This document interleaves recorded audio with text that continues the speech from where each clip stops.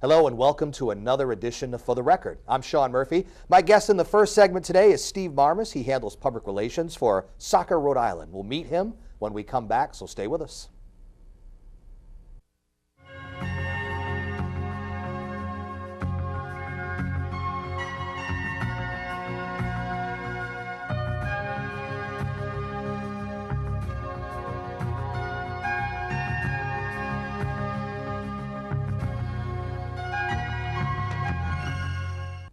Welcome back to For the Record. I'm Sean Murphy. My guest for the first segment today is a soccer fanatic. He's very much involved in soccer for the purposes of this show. He handles public relations, amongst many other things, for Soccer Rhode Island. His name is Steve Marmas. First time on the show. So first of all, welcome to the show. Thank you, Sean. Thank you for inviting us.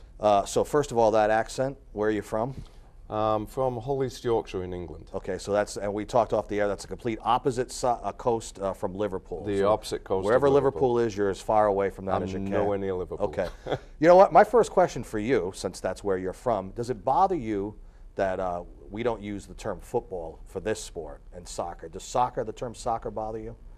I've gotten used to it. Yeah. In the beginning, it's tended. You're like, this is stupid. You shouldn't even be calling it that. Yeah, it's not football, it's handball. Yeah, right. But you know, over the years, you just get used to it and you just go with the flow. And in all honesty, this is more football than American football is. Yes. You know what I mean? But it's American football is so ingrained in this society. So anyway, let's talk soccer then. How about that? Okay. Soccer Rhode Island, what is it? Soccer Rhode Island is the parent organization for all of the clubs within Rhode Island. Soccer Rhode Island is a member of USU Soccer. In USU Soccer across the United States, there's about 3.2 million players. And that is broken down into 4 regions. Rhode Island is in part of Region 1, and Region 1 actually has the biggest number of players, with probably just over 1 million players. Wow. In the Northeast. And you know, and Rhode Island's the smallest state, so I mean that says something about the you know, the soccer you know, pool that's in your area. It's the smallest state, but funnily enough, we have more players than some of the other states out there. Is that right? You know, in Rhode Island, we have probably close to about 24,500 players, which is pretty big. Now, what kind of age groups are we talking about here? We're talking anywhere from the age of U5 all the way up to the ages of U19. Which is what age-wise? In USU Soccer, it's basically broken down into 2-year age groups. Okay. So you have the U5, and then it goes U6, U8, U10, Gotcha. U12, U14, U16, and then U19. Now, youth soccer in this country, soccer, you know, the sport of soccer, as far as you know, it probably not going to, you know, at least anytime soon, knock out, you know, like the big 3, the big 4 in this country. But kids playing soccer, there was a time, and you know, you go back a little ways, there was a time when in the summer kids played Little League and not too much else. Soccer very much, you know, is, you know, as every bit, and that kids are interested in that as they are in baseball, and that's got to be a good thing. It is a good thing, and for the longest time, soccer was the fastest growing sport within the U.S. The last numbers I saw, and don't quote me on this, but the last numbers I saw, soccer was basically the second most sport played within the U.S. You're talking about the youth in the country? For the youth, yeah. Yes. Why is it that it can't seem to get over the hump as far as the, you know, being in the mindset of your typical, you know, baseball fan, basketball, American football fan? Is it because it's just not homegrown for us? I believe so. I think it's tradition. Why, yeah. I think it's tradition. You know, you take a look at the homegrown sports here, being your baseball, your football, your hockey. Those people tend to watch more on TV. Right. But when you go to youth playing the soccer, that's playing the sports, a lot of them are playing soccer more than the other sports. Now, is it less expensive to play soccer as far as the parents buying the gear and things of that sort? Yes, it is. The amount that they're paying is paying for a shirt, shorts, and socks. Yeah. And then on their own, they're paying for their own soccer ball, they're paying for their own shin guards and the cleats. And at the younger age group, they don't even need cleats. They just use regular sneakers. Right. And you know what? It's no matter where you are, even if you're a very low income family, it's not expensive at all to just kick a ball around a vacant lot somewhere. You know what I mean? Correct. I mean, you'll see more and more children getting out there and playing in schoolyards now, the soccer, whereas before it was always like basketball or throwing a baseball around. Now you see the children out there, and hopefully the children today are going to be the fans of tomorrow. So hopefully it will grow more and more at a professional level. Well, you know, speaking of the professional level, Major League Soccer certainly isn't on the level of, you know, European leagues and things of that sort. But I mean, you watch it, you go to Revolution games and things. What's your opinion of now us putting aside, you know, grabbing the David Beckhams and kind of plugging them in for media purposes and just kind of, you know, increase the profile of the league? But how do you think it's doing overall? Well, I think it's getting better. It still has a long way to go to be at the European level or even the South American level. But as I said before, the youth are actually starting to come through to the level now. It has to be grassroots. It has to be built up from there. Correct. And that's where you are. You're right there, you know, sort of, I guess you could say, on the forefront of, you know, the mindset of kids and their love and their enthusiasm for the game. You're there. You do so much. So let's talk, aside from public relations, you're very much involved in soccer in other aspects, training and just in general guidance, coaching. Talk about that a little bit. Well, I'm also part of the coaching education group for Soccer Rhode Island. So I train and license coaches, as well as I will go out and meet with parents, talk to them about getting involved in being a coach, especially for the younger children at the U4, U5 level.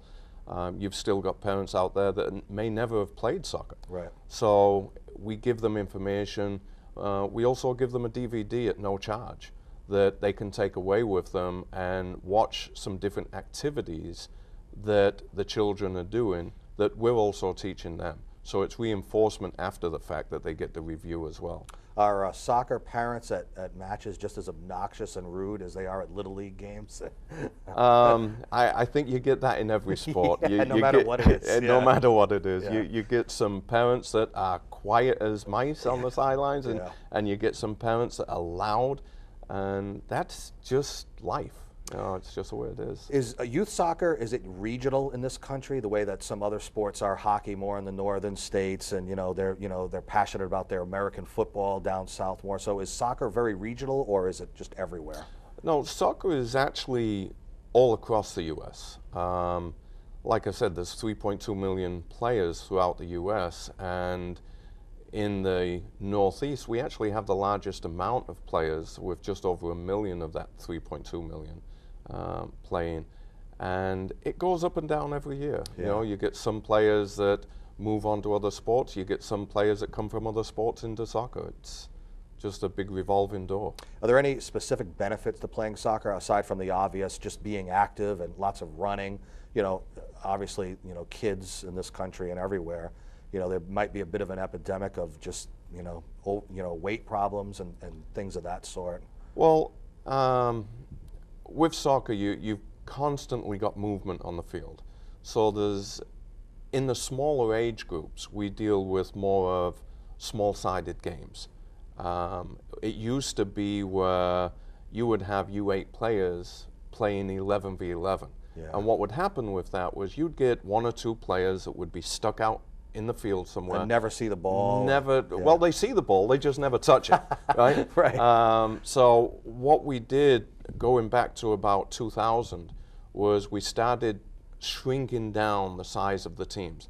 And now at the U8 level, for example, we're playing 4v4. Is it on a smaller field as well? It's on a much smaller field. Okay. But it's 4v4, no goalkeepers, encouraging touches on the ball. So now all 4 players are more likely to actually touch the ball throughout the match. Right. And if you can be more involved, you get more excited about wanting to be, to play soccer. Yes, yeah. Yes. And in Rhode Island, what we do is we have 2 fields side by side. And the coaches will have a team on this side and a team on that side, playing against the same team on both sides. Oh, is that right? Yeah. So you usually have your assistant coach and the head coach, and they'll both take one side of the field, playing 4v4 on each little match there. That's great. So now we're getting more touches on the ball with the players, stopping that player being hidden and not touching the ball. So because of that, the benefit of them constantly moving, right, whether it's at a slow speed, whether it's at a faster speed, they're just constantly moving. It's better than not playing the sport at all, that's for sure. Correct. So since you are involved at the youth level and you are involved in public relations, what are some of the ways that you're trying, aside from being on this show, of course, getting the word out and talk about things like fundraising and things of that sort? Well, we just recently built a new website because our website was not as good as it could have been. So we just went ahead and redesigned our whole website. And then after we had done that, a group called Active Youth Networks came along, and they also build websites, but they also help you raise money. And one of the biggest things in any sport, I don't care whether it's soccer, baseball, whatever, is how do we make it more affordable for the players? And how can we keep the costs lower so that we can get players playing? We do that through fundraising. Now, there's all different kinds of fundraising out there. There's, whether you're working with a local pizza parlor and having a soccer night where everybody goes in and 20% of the proceeds may go back to the particular club in that town. Mm-hmm. Or there's the associations that are trying to raise money through their concession stands, through the people coming to the games each week. And then there's the new idea with Active Youth Networks that is actually helping us to put advertising on the sites, which is going to be residual income, because now what ends up happening is we can get sponsors to come onto the site and actually put their advertising out there, and people will end up going to their businesses and hopefully purchasing from them, which will in turn keep them on our sites and continue to bring in revenue, which again will stop us as a individual club or a Soccer Rhode Island, whichever it may be, from putting fees up each year. With the economic times that we're in now, is it a challenge for you as far as generating revenue? Are you doing okay?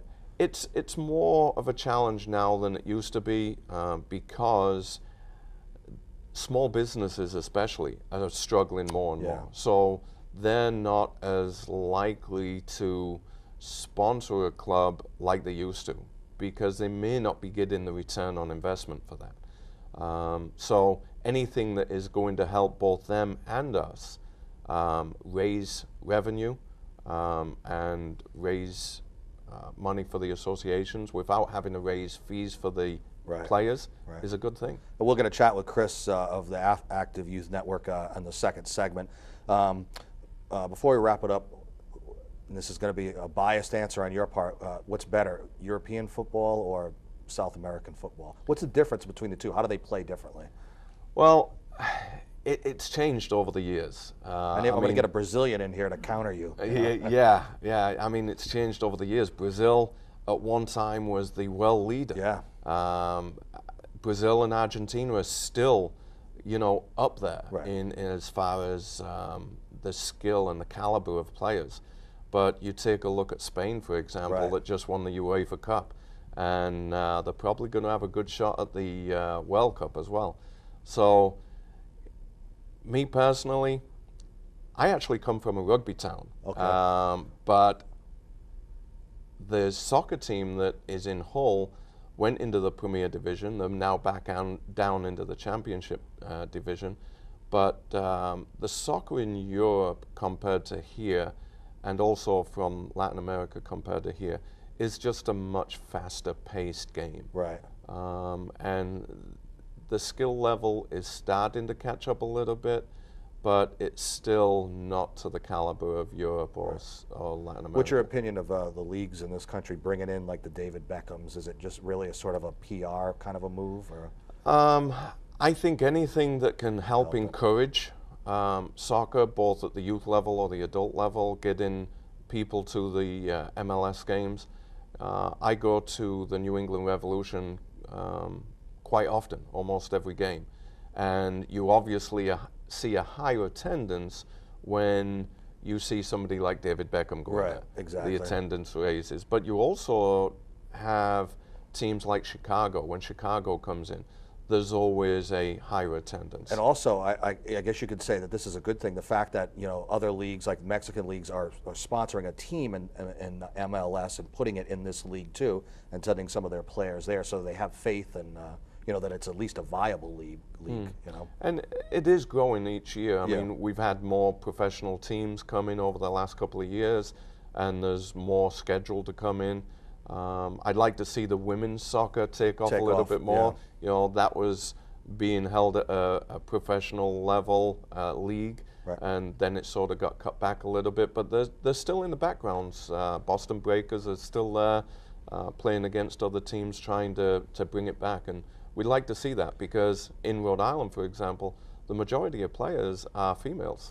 I think it's smart that the MLS league decided they're starting to build soccer-specific stadiums with smaller capacities, instead of putting them in the monstrous American football stadiums where it just looks like a ghost town in there when certain matches are going on. Exactly. You go to a Revolution game and that facility 70,000. holds 70,000, Yeah. and you get in on average about 8,000 Yeah. at a soccer match. And unless you get an international game come Right. in, then you'll start getting anywhere from 23 to 30,000 fans Right. coming in.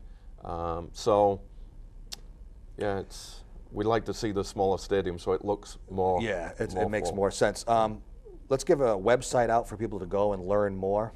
For Soccer Rhode Island, it's www.soccer-ri.com. All right. Steve Marmas, Public Relations, Soccer Rhode Island. Thanks for being on the show. We appreciate it. All right, thanks again. Thank you. Thank you. We'll take a short break and come back. I'm Sean Murphy. This is For the Record. Stay with us.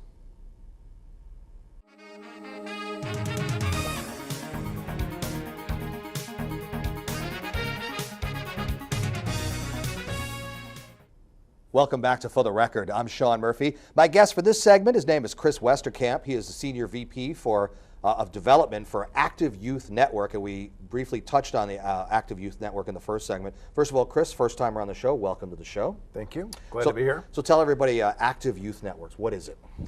Active Youth Network is an ad network that aggregates youth sports websites on a national basis that we can therefore go out and sell advertising to and give a portion of those revenues back to the teams and members of our network. How was it decided back when it was formed, that something like this would be useful, or maybe even necessary?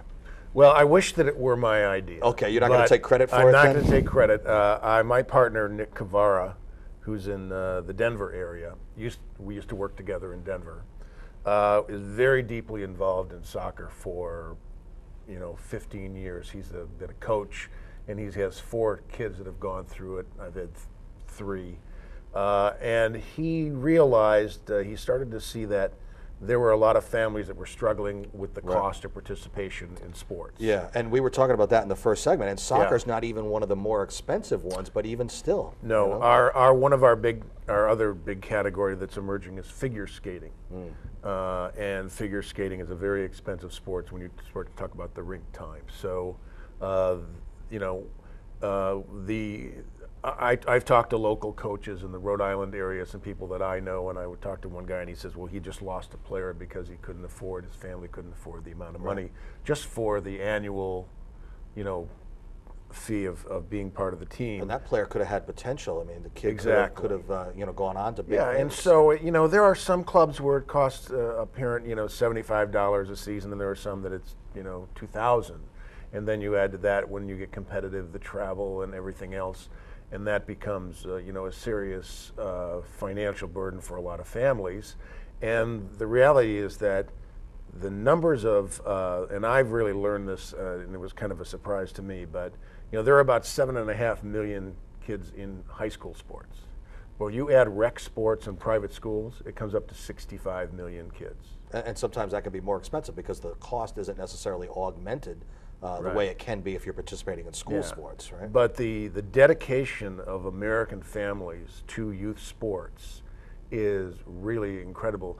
And people really believe in the benefits of having their kids in youth sports as a way to raise healthy, productive, successful kids. Right. And that is kind of a very important notion that we're looking for advertisers who want to align their brands with sports families. It's if you go back to the whatever previous election when everybody talked about soccer moms, that's a real demographic. That's a real target audience. Right. And there are a lot of family-friendly brands out there that realize that they can, make a connection with their audience. And I don't have to tell you that with all the media clutter and the fragmentation, everybody's bombarded with a lot of advertisements.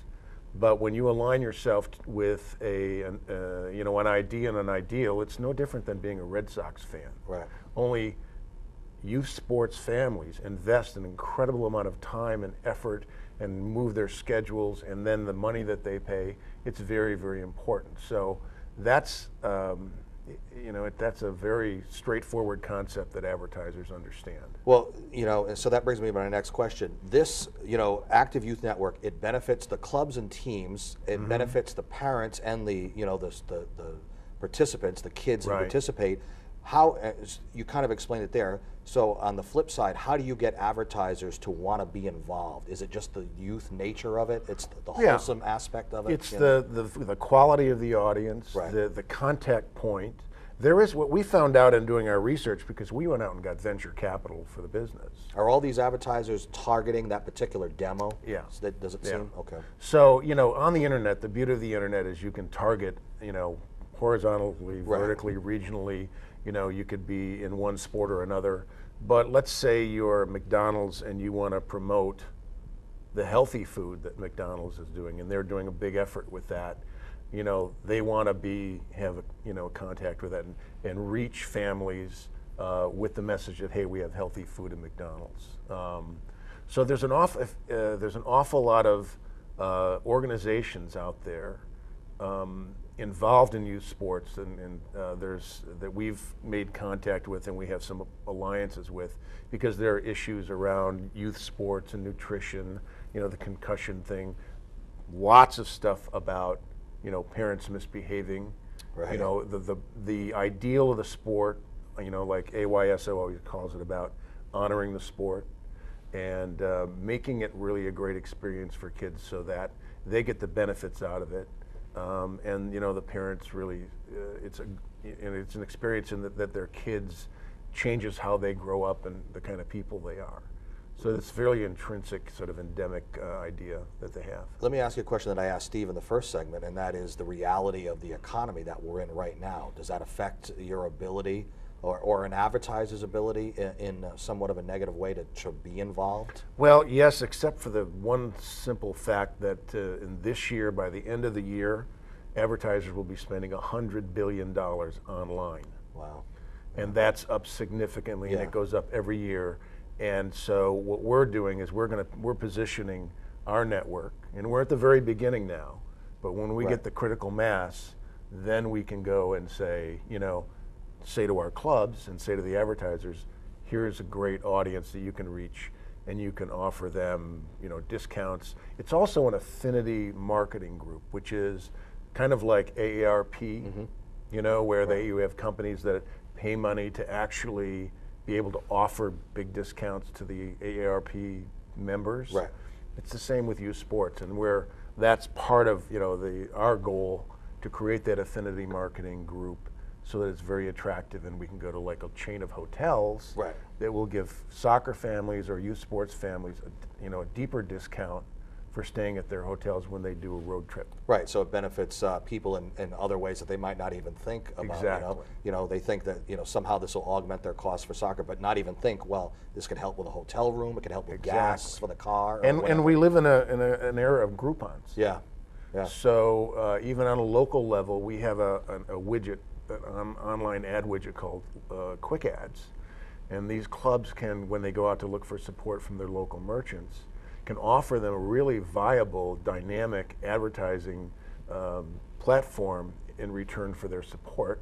And then they can actually tap into the local club, or let's say Soccer Rhode Island, or whatever regional association, and that business can offer coupons that are for that specific, and then they can track their business, and it's more than just saying, give us financial help. Right. Here's a real value that we can offer you for supporting our club. And it's obviously not, Active Youth Network isn't just for Rhode Island or No. for Soccer Rhode Island, it's nationwide. It'll be nationwide. Yeah. We have a lot of clubs that have signed up with skating and soccer in the Colorado area where my partner lives. So it's very much, we're starting out and we're working on some alliances with some other organizations that, would potentially, accelerate, our reach out there. I think, the internet is a reality, and I think with things like newspaper and magazines kind of, going by the wayside a little bit and going more toward the internet, and I think for the longest time, advertisers were having a difficult time understanding how to monetize the internet or with their ads, but now slowly but surely they're coming along and they're accepting it, and with more and more people on it, it seems to, it may have been before its time back then, but now it's slowly coming together. Right, and what we're giving is we have, the one part of what we do is we provide a free website that's extremely well designed. I was able to bring in someone that I worked with who teaches the Rhode Island School of Design, and he's a great designer. So we've integrated advertising in a very sophisticated way in all of our ad units, our IAB, and so we are ready to go to a major advertiser and say we can serve video, we can serve any format of rich media and whatever you want. And so we're set up to do that and serve ads, with the most sophisticated serving software, et cetera, so the targeting can happen. So we are going to be a real force and offer a real valuable audience to people and be able to, accomplish what they want to. Let's give out the website so people can go and learn more. Okay, it's www.activeyouth.network.com. All right, we'll put a graphic up on the screen too so people can go to it.